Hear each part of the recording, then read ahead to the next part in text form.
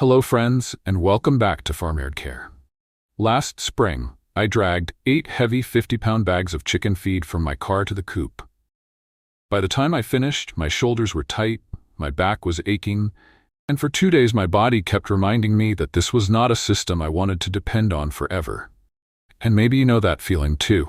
Maybe you keep chickens behind the house, raise rabbits in a small shed, care for goats on a modest pasture, or dream of turning your backyard into something more useful and self-sufficient. You love your animals, but rising feed prices, constant hauling, and monthly trips to the feed store can quietly wear you down. Standing there beside the coop, I asked myself a simple question.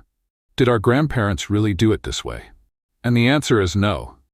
Many of them grew living feed systems once, then let those plants feed their animals year after year. Today, I'll show you 5 powerful perennial plants that can help feed your livestock without annual replanting, constant tilling, or endless bags of expensive grain. Plant them once, manage them wisely, and they keep giving. So before we begin, make sure you subscribe to Farmyard Care, because this is the kind of wisdom that can make your homestead stronger, freer, and easier to care for. Section 1. The Trap of Modern Annual Feed Systems. Before we talk about the plants themselves, we need to understand the trap most small farms have quietly fallen into. Have you ever wondered why so many of us depend on bags of corn, soy, pellets, and mixed grain as if there is no other choice? Modern agriculture has trained us to believe that healthy livestock must come from a feed sack, bought every month, carried by hand, and replaced as soon as the bin runs low. But the older I get, and the more I work with soil, animals, and long-term pasture systems, the more I see the same truth. The weakness is not always in the feed crops themselves. The weakness is in the system. Industrial farming pushed many resilient perennial plants aside and replaced them with fragile annual crops because annuals create repeat customers. Every spring, someone has to buy seed again. Then comes fertilizer, herbicide, fuel, machinery, and labor. A company cannot keep charging you for a tree you plant once and harvest for 30 years. But it can profit from corn and soy that must be planted, protected, harvested, transported, processed, and sold again and again. Meanwhile, the soil pays the price. Annual tillage opens the ground, exposes topsoil, increases erosion, and leaves shallow-rooted crops vulnerable to drought, storms, heat waves, and supply disruptions. Our grandparents understood something we are now having to relearn. Perennials meant stability. Once established, they hold the soil in place, build organic matter, pull moisture and minerals from deeper layers, and keep producing even when annual crops struggle. So ask yourself honestly, if feed prices doubled or trucks stopped running for a few weeks, where would your animal's next meal come from? When we bring perennial forage back into the farm, we step off the monthly feed treadmill and begin building real resilience. Section 2. Plant 1. White Mulberry. And the first plant I would bring into that resilient system is white mulberry, because it answers one of the most expensive needs in animal feed: protein. Farmers in the past often called mulberry the alfalfa of the trees, and when you look at what this tree offers, that name makes perfect sense. A single white mulberry, planted in a sunny place near the chicken yard, pig pen, or pasture edge, can become a living protein bank. Its leaves are rich, tender, and highly valuable as animal feed, with crude protein levels commonly ranging from 15% to as high as 30% on a dry matter basis. That means you are not just growing shade or fruit, you are growing a renewable source of leafy nutrition that can support chickens, goats, sheep, cattle, and rabbits. But protein is only part of the story. Mulberry leaves and fruits also contain important amino acids, such as lysine, methionine, and threonine, the kinds of building blocks animals need for growth, milk, eggs, muscle, and overall health. Compared with corn, mulberry can bring a much richer amino acid profile, which is exactly why this tree deserves a place in any serious low-input homestead feeding plan. The best part is that harvesting it does not require expensive equipment. You can let the tree grow low and bushy, prune it at a comfortable height, and allow animals to browse the leaves directly. Or you can cut leafy branches with a long-handled pruner and toss them over the fence. Chickens will peck, goats will strip the stems, and pigs will happily clean up what falls. For winter, dry the leaves in the shade, crumble them, and store them in sacks. On a cold morning, that dried leaf meal can be stirred into warm mash for chickens or added to other feeds when insects and fresh greens are scarce. Once established, a white mulberry does not ask to be replanted every year. It simply stands there, turning sunlight into free protein for decades. Section 3. Plant 2. Chicory, the deep mineral doctor. Now that we have covered protein, we need to talk about something many livestock owners overlook until trouble appears: minerals. Animals cannot thrive on calories alone. They need copper, zinc, sulfur, manganese, and other trace nutrients for digestion, bones, coats, milk, eggs, and steady growth. This is where our second plant, chicory, becomes so valuable. Modern systems often push us toward plastic tubs of mineral blocks and costly supplements. Those can help, but chicory offers a living solution right in the pasture. This tough perennial grows a strong taproot that can reach 3 to 5 feet into the earth. While shallow grasses feed near the surface, chicory mines nutrients from deeper soil and brings them into leaves. Your animals can graze naturally. For goats, sheep, cattle, rabbits, and free-ranging chickens, chicory is not just another green plant. It is like a mineral doctor growing under their feet. And for ruminants, it offers another serious benefit. Chicory contains natural compounds that help reduce the risk of frothy bloat. Anyone who has raised goats or cattle knows how dangerous lush forage can become, especially when animals gorge on rich alfalfa. But when chicory is part of the pasture, they get balance, variety, and a safer digestive rhythm. The management is wonderfully simple. Scatter chicory seed once in early spring, let it establish, and mow or trim the patch a few times a year so it does not become woody. That encourages fresh, tender leaves to keep coming. Chicory is also drought tolerant. When summer heat turns grass brown, that deep taproot can still find moisture, keeping the plant green when your animals need it most. Hens that free range on chicory can lay eggs with darker, richer yolks, and rabbits do well with it as a steady green feed. So instead of relying only on imported minerals and store-bought tubs, why not grow a living vitamin patch right in your pasture? Section 4. Plant 3. Jerusalem Artichoke, the underground winter energy bank. And once your animals have protein and minerals, the next question is energy, especially when winter moves in. Cold weather changes everything. Animals burn more calories just to stay warm, and while leafy perennials are valuable, winter feeding often requires something denser. That is where Jerusalem Artichoke earns its place. Jerusalem Artichoke, also called sunchoke, was cultivated by native peoples of North America long before Europeans arrived. It is a relative of the sunflower, and above ground it can look almost ornamental, sending up stalks that may reach 10 feet, with yellow flowers that bees love in late summer. But the real treasure is underground, where knobby tubers multiply year after year. You plant the tubers once, and from there they behave like an underground savings account. Every season, the patch stores more feed beneath the soil with very little help from you. Those tubers are packed with inulin, a carbohydrate that does not spike blood sugar the same way many starches do, making them useful for animals and people. This winter feed crop is easy to manage. Bury the tubers about 2 inches deep in spring, let the plants grow through the warm months, and wait until late fall or winter to harvest.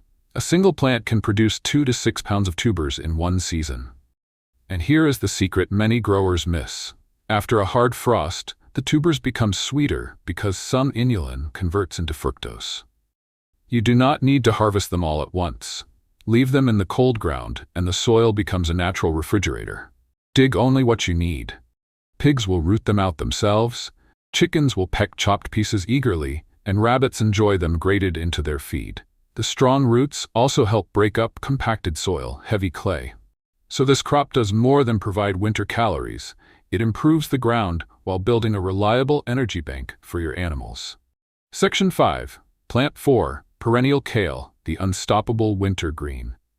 After storing winter energy underground with Jerusalem artichokes, we still need something animals crave when cold weather comes: fresh greens. That is where our fourth plant enters the picture: Perennial Kale, one of the most useful winter plants a small homestead can grow. Most animals can survive on hay, grain, and stored feed, but surviving is not thriving. Chickens lay better, rabbits stay stronger, and goats or sheep browse more happily when they have fresh, leafy food. In winter, gardens are often buried under snow, mud, frost, or cold rain. Annual greens disappear, and the feed bill begins to climb again. Perennial kale changes that pattern.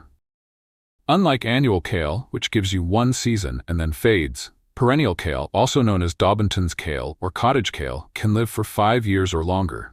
It grows from a woody stem and keeps producing leaves again and again. European village gardeners treasured this plant because it does not quickly bolt to seed. It simply keeps feeding animals. A mature plant can produce around a pound of fresh leaves every week during good growing periods. Picture laying hens tearing into those dark green leaves, or rabbits getting fresh nutrition when everything outside looks lifeless. For chickens, these greens help keep yolks rich and support strong shells. For goats and sheep, perennial kale becomes the browse they may walk past grass to reach. This plant also multiplies from cuttings. One strong plant can become many plants over time, and one cutting can turn into a row of winter feed. Because it grows upright, you can harvest at waist height instead of bending over in the mud. Even a patio can support one plant in a 5-gallon bucket. That is true self-sufficiency. One cutting becoming years of fresh green feed. Section 6, Plant 5, Honey Locust, the self-harvesting sugar pods. Now, after leaves, protein, minerals, and winter greens, let us look upward to a tree that feeds animals from above. Our 5th plant is Honey Locust. While White Mulberry shines as a protein tree, Honey Locust is valued as a high-energy, sugar-rich winter feed bank standing right in your pasture. Honey Locust is a native North American tree, and in the right setting it becomes a self-harvesting feed source for cattle, sheep, and pigs. Instead of you cutting, hauling, and storing every bite, the tree does much of the timing for you. It produces seed pods that can grow more than a foot long. Inside is a sweet pulp animals enjoy, with sugar levels ranging from about 12% to 42%. The timing is what makes Honey Locust so valuable. As pasture grass slows and colder weather approaches, the pods begin dropping, often from mid-September and continuing into winter. Just when animals need extra calories, the tree releases feed onto the ground. Cattle, sheep, and pigs can harvest the fallen pods themselves.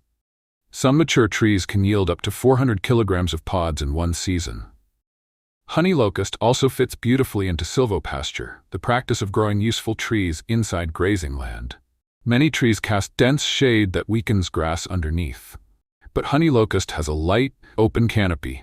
That dappled shade can protect animals from heat stress while still allowing sunlight to reach the pasture floor. Animals get shelter, grass keeps growing, and the tree adds food security. Choose thornless varieties whenever possible. Traditional honey locust can carry serious thorns, and those are not friendly to livestock, people, or tractor tires. But with the right variety, this tree can become a source of shade, sweetness, and seasonal feed. Section 7. The ancient art of tree hay, coppicing, and pollarding. You may be wondering, if these trees can feed animals for years, how do we manage them without letting them grow too tall or out of reach? The answer is tree hay, coppicing, and pollarding. Tree hay is exactly what it sounds like, hay made from leafy tree branches. Since ancient times, farmers have cut branches from deciduous trees during the peak growing season, when the leaves are full of nutrients, and stored them for winter. Cut leafy branches about the thickness of your thumb, bundle them with twine, and store them upright in a dark, airy barn. No complex machinery is needed. Airflow and shade do most of the work. When winter comes and fresh pasture is gone, those bundles become a treasure. Open one in the cold months, and the smell can be like summer stored away. Goats, sheep, rabbits, and cattle often respond with excitement because tree leaves bring variety, minerals, and roughage that plain hay may not provide.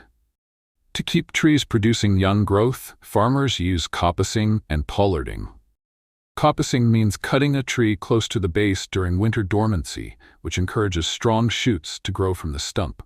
Pollarding follows the same idea, but the cut is made higher, usually around 8 to 10 feet above the ground. That keeps new growth above the grazing line, so livestock can move under the tree without destroying fresh shoots. These methods may look severe, but they can keep a tree youthful and productive for an astonishingly long time. Instead of letting a tree grow too tall to use, you train it to produce reachable, nutritious growth year after year. This is a way of turning trees into living feed factories. Section 8. Reclaiming our independence and resilience. When we step back and look at these 5 plants together, White Mulberry, Chicory, Jerusalem Artichoke, Perennial Kale, and Honey Locust, we begin to see something powerful. These are not strange plants or experimental ideas. They are practical, living feed systems that farmers, villagers, and homesteaders used long before the monthly feed bill became normal. So we have to ask an honest question. Why were systems like this forgotten? They were not forgotten because they failed. In many cases, they were pushed aside because they did not fit the modern business model. A company cannot sell you the same tree cutting every month. It cannot charge you again and again for a perennial plant that keeps growing for 5, 10, 20, or even 50 years. But it can profit from seed, fertilizer, fuel, sprays, equipment, processing, and bagged feed that must be purchased over and over. That is why bringing these plants back is not just about gardening. It is about reclaiming control. Imagine a small farm where your pigs dig up winter carbohydrates from a Jerusalem artichoke patch, your chickens scratch beneath mulberry branches for fallen fruit and leafy feed, your goats browse tree hay in the cold months, and your livestock pick up sweet honey locust pods from the ground when pasture growth has slowed. The more natural and layered your system becomes, the stronger it becomes. Trees protect the soil, deep roots hold moisture. Perennials keep feeding life below ground even when annual crops are gone. And when your farm becomes more resilient, you become less dependent on inflation, supply chain problems, drought, heat, and whatever price is printed on the next bag of feed. This is not just nostalgia for the old days. This is biology, economics, and common sense working together. A mulberry tree turning sunlight into eggs, milk, and meat is real wealth. A Jerusalem artichoke patch feeding pigs through February is real security.